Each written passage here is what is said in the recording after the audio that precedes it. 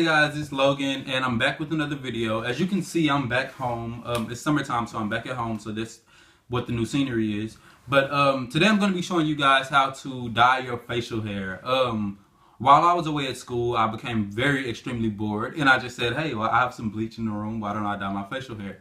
So today I'm going to be like just retouching it up because it's grown out a lot. But I'm going to show you guys how to dye your facial hair. One thing obviously you're going to need is just regular hair bleach, hair developer. And it doesn't really matter what kind of bleach you guys get. Just probably not extra strength just because it is bleach and you don't want it to be too strong on your face. But you do want to get a specific type of developer. I have the Salon Care, but it doesn't really matter what brand developer you get. But make sure that you get the cream. I know some developers can come in liquid and more like of a runny type. But this is still runny, it's still a liquid, but it's not as runny as most developers. Make sure you get the cream and make sure you get a low volume. You're bleaching your face, so you don't want it to be too strong. Something that's not going to just overtake your skin and bleach your entire skin. You have 30-degree burns all over your face. So I would advise maybe a 20 or 30 developer. I wouldn't really go to 40s and 50s. That's kind of strong, and we're not really professionals, especially if we're watching YouTube to figure out how to do this. So let's just not tear up our skin. The reason that you're going to get a thick developer is because you don't want the solution once you mix the two to be too runny. You want it to be pretty thick because it's more controllable when it's thick, a more thick consistency of mixture. And when you mix the bleach or the powder into the developer, into the cream developer, you want to mix more of the powdered bleach than you do the developer, simply because you don't want it to be too runny. Again, you're bleaching stuff like your eyebrows and your beard, so you don't want it to be running into your mouth and running into your eyes. I have a little sample up here that I'm going to show you guys as to what I mean. Here I have the bleach that I've already mixed, and it's the developer and it's the bleach that I have, and it's not as runny. As you can see, it's on my middle finger, sorry guys, but it's not dripping. As you can see, it's not dripping, it's just sitting on my finger because it's thick, and so it's way more controllable. If it was runny and I put it up here, it would be dripping down my face, and you don't really want that. So make sure you guys mix it to a thick consistency. And when you're putting it on your face, let me show you guys. I don't really have a mirror, so I don't know what I'm doing right here. But just to show you guys, if I just wanted to get it straight up on the edge up and I have a mirror, I'll be able to do it. But just to show you guys how thick it is and how much more controllable it is. Just like that. And it's right on my skin. And then I just rub it in according to where I want it at. But as you can see, also, something when it's thick is that there aren't any, I hope you guys can see, but there aren't any like extra pieces sticking out. There aren't any pieces of hair that are just like sticking out of the bleach.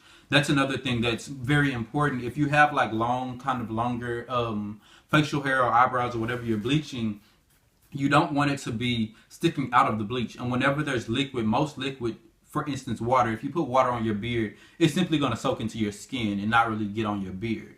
It's not just going to sit up here, you know, you're not going to have water just sitting on here. So that's the same as when you're mixing up a liquid bleach. When you're mixing up something more liquidy, it's just going to soak into your skin and bleach your skin. With this, the more thick it is, the more it's just going to sit and coat over my facial hair, meaning it will bleach my facial hair as opposed to my skin. You don't see any pieces of facial hair sticking out.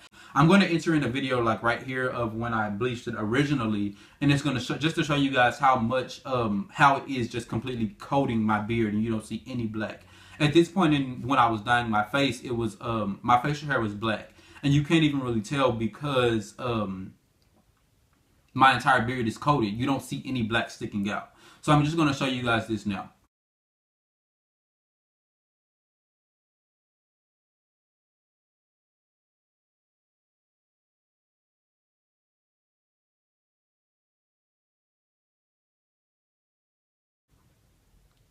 Okay, so you guys, as you can see, I showed you guys, you don't see any hair sticking out of my beard because the consistency of the solution that I mixed was very thick and it just simply coated my beard. So I hope you guys understand what I mean by that. Don't mess up and have like a whole little ombre beard going on.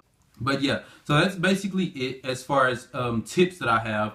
One other thing that I wanted to inform you guys on though is when you do dye your beard is basically losing all of the nutrients that's in it. You're taking all of the nutrients out. That's what you're dying. You're basically, you know, killing your hair. So I would advise you to constantly lotion your face, shampoo your face, condition your face. Shampooing isn't as important, but conditioning it, putting oils on your face, always lotioning your face, just keeping the nutrients, keeping the moisture in your facial hair, because you don't want it to get too thick and dry and brittle, and you don't want to just, really cracky and all. So I hope you guys get what I'm saying. I hope this was a lot of tips for you guys. I need to go because this is burning, and I'm gonna see you guys in my next video. Show up with my money, I got so many